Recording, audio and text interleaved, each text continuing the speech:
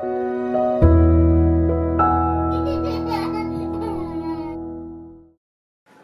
guys, back again with me Austin from A Boy at Heart. Today I'm going to share to you my experience on Hasbro Star Wars The Black Series 3 3/4 inch is Boba Fett in a prototype armor figure. Alright, so before I get started, Happy New Year by the way. Happy New Year 2018. Hopefully this year will be more exciting. Well, hopefully there will be more and more exciting action figures. Alright, so all the best to you guys. Now this figure is a very cool figure. In fact, it's not something new, it's a repackage. Perhaps I think it's a straight re-release. I may be mistaken, but Hasbro actually released this prototype armor Boba Fett with the vintage collection line. Okay, it was an exclusive figure. In fact, I think a male exclusive, if I'm not mistaken, and the price was quite high. I tried to get that one, but I thought the price was really high. So upon learning that they were going to release this one, I learned upon this version instead. So I'm not sure if there's any different about it, but I think it's very much similar. Alright, so let's take a look at the packaging first. Alright, now this is the standard current Black Series packaging. Alright, may it be the 6-inch and the 3 3/4 inch with the image of Boba Fett there. Alright, although it's a prototype armor, it's not stated here. It just says Boba Fett. Yeah, but it's okay. Alright, Boba Fett prototype armor. Oh, it is mentioned here.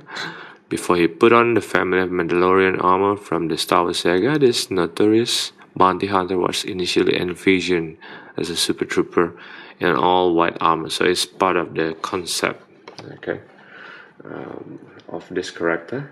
So it's not basically it's not something on the screen. Of course, he came out as the Boba Fett that we know, the bounty hunter. Alright, so yeah, again, just normal. So let's back to the figure. Okay, so without further ado, let's take a closer look at this guy. Alright, so let's start from the but before we begin, just want to point out that this whole body mod is, I think, based on my favorite Boba Fett action figure, which is the vintage original trilogy Boba Fett. Okay, with a bit of difference is the holster here, but all the features are here, I think. Okay, and then there's no head inside. The helmet is the head, so you'll see the joint inside. Anyway, let's start with the head. Okay, the overall look is all mostly white with a bit of light gray. Is the feature of this prototype. Okay, now very nice, although it's just white, but it captures the look of Boba Fett pretty much. Right, even with this, I really like it. Okay, and then the armor. Alright, look at that, very nice, very nice, very nice feature. This is how the right arm look with the cables. The cable is not super elastic, so it may hinder a bit in articulation. I'll show you later on. I like this part, his weapon on the left arm. It's very nice. Yeah, very much like him. This is a somewhat working holster. I'll show you later on. I think it's supposed to be a separate part, but it's molded in this area, so you can move this part, but the lower part, but the upper part here is connected or molded, I think, to the waist, so there's no way to I think it's connected to the belt. Okay, the belt is, see, the belt is, this whole belt is on a separate piece, in my opinion. Okay, there's a piece of cloth here, of course, all with the logo here. Very nice. Okay, very clear, clean. I think what I like is that the jetpack from this mold, from this body mold, is that the jetpack holds quite well. Okay, it's not the best, but it still holds very nicely. See, so it's not easy to pull it off, and you can still play around with it. So that's what I like from this body mold. Along the way, I mean, in the next videos, perhaps when we get into that version of Boba Fett or the other version of Boba Fett, surely I will make comparison, so that you will know how this Boba Fett compares to the other figures. But it is a very cool figure. Of course, there's a McQuarrie version, but I think I like this one because it resembles the actual release Boba Fett. Okay, it's a very nice sculpt actually, with all the details. Alright, the weapons, you can see all the details here is sculpted very nicely. Very nice. This is elastic, but it's glued on top there, glued or molded. Alright, so there about it. Okay, the articulation, the helmet here, there's a bit of motion in the rangefinder. I think that's what it's called. You can move it down just like any other Mandalorian. Very nice. I like this feature. You can move it to the back, but I think normally they have it on top over there. Alright, the head is on ball joint, so you can turn it around 360. Okay, very nice movement. The arms is on ball hinge joint. So alright, on mine is a bit loose. Okay, on either side, but it's okay. It's not going to break or anything. I just feel a bit loose. It may be on my figure only. Okay, so going up, you can rotate the whole arm 360. It's on a ball hinge joint. You can see the hinge there. Alright, and then yeah, like that. The bicep now here, the very interesting thing, there's another ball hinge joint here, so you can do rotation. Look at this, look at rotation on the bicep, see. Okay, so you can rotate, focus, you can rotate here, and you can do arm bending as always, this much, but there's also rotation here. Okay, now on the left arm, that's okay. I think that's how it normally Star Wars figure is, or just any other Hasbro like G.I. Joe, but normally they put the rotation on the wrist. But I think because of the molded detail here, they go along with this method instead. They put the rotation here very close to the bicep, to the elbow, but that's okay. Oh, that's too much articulation, or did I put it wrong? Yes, I put it wrong. Now on the left arm, that's okay, but on the right arm, because of this piece, you know, connecting to the gauntlet or the glove or whatever you want to call it, so there's a bit of cable here, and it seems to have its own articulation. See, so if you look at the left arm, there's this piece, right?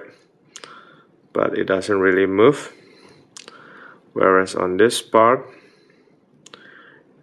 here, this part here, it's actually move. See, it moves up. I mean, it rotate. It can rotate 360, I think. But since it is attached to this piece of cable, two piece of cable, the movement is kind of limited, but you know that there's rotation here. So you have rotation on the shoulder, you have rotation on this piece, okay, this little piece, and then you have rotation on this bicep, this elbow joint. You have that rotation. Of course, the rotation is limited because of the cable. You don't want to break your expensive toys, right? And of course, the rotation on the arm here is limited as well because of those cables. So be careful with it. Sometimes it may hinder your possibility in a way, but as long as he can still do a shooting position, for me personally, I'm okay with it. Alright, and then you have rotation up here, okay, up here, you have rotation 360, but let me see. Yes, I think there's another rotation down here, but it doesn't really work. Okay, so there are two pieces of joint up here and up here, down here, sorry, because I can move it a little bit. The leg is still the old-fashioned joint. You can make a front kick this much, you can do a back kick this much. Oh, by the way, the jet pack is removable. Already mentioned there's a big pack that connects to the big pack hole. Very easy. Okay, now the knee, there you can bend this much. Okay, very standard. There's always rotation. There's always 360. Okay, very standard. The ankle also, there's no rocker ankle, but you can do this motion up and down. Okay, up this much, down that much. Rotation as always. Okay, that's pretty much very standard, but it's sufficient in my opinion. Okay, this piece of clothing, by the way, is attached to this portion of the body, so I'm not sure if you can actually take it apart. I'm not going to do that. All right, I don't think you can take it apart. I'll be foolish to do that. All right, now we are also being given two pieces of weaponry. Of course, you have this one molded to his left arm, but we are being given, so the weapon, although the armor is modern, but this weapon is based on the Mercury version. There are two, one with the trigger hole, one without. Okay, and it will determine which hand you're going to put them on.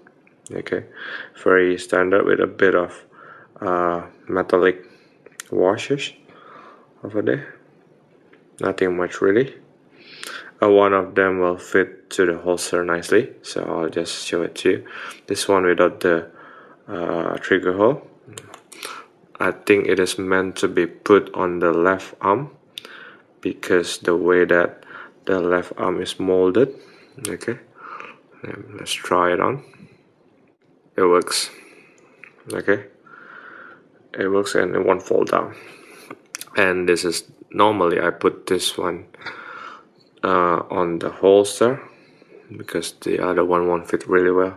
Okay, so I think normally Boba Fett has a smaller blaster. Yeah, now because we're gonna keep the left arm using this instead, I like this one better. Now on the right palm, it is molded with the trigger finger. You see the trigger finger there? So we're going to put the one with the trigger hole. Okay, so let's try to put it on. Alright, so basically these two are the only accessories that we have with this figure. Okay, let's measure him up. He's standing roughly about to the top of his helmet, slightly more than 3.5 inch. Okay, so he's not the tallest person in the Star Wars universe, I believe. Let's compare him with several other characters who Wookiee. Boba Fett has always had this history with the Wookiees. Han Solo. Han Solo is taller, of course, with the more recent characters, I guess.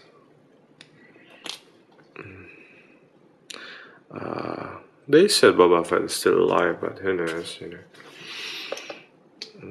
The Sand Trooper. Alright.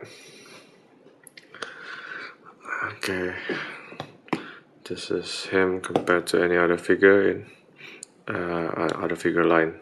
Normally Marvel is taller, and G.I. Joe is normally taller. Alright. Okay. So, just to recap, I'm quite grateful, and I felt sorry for any guy who actually bought the what do you call that, the TV release on resale. I mean, the resale price is quite high, especially for me who lives in Asia. I'm not living in the US, so the price can be a bit high sometimes. I almost get one myself, but then I heard the news that this guy is being repackaged, re-released. So I'm very happy, and I have to pay that much amount of money to get this guy. Okay, it's very hard for me to get this here, but at least I got it here. The VOTC is still my favorite, which I'm going to cover, of course, someday in the future, and hopefully I can compare it to this guy. What are the differences in their features? But still, if you're a fan of Boba Fett, this is a must-have into your collection. Alright, thanks guys for watching again. Happy New Year, God bless, all the best. Right, subscribe to the channel, like the video. See you.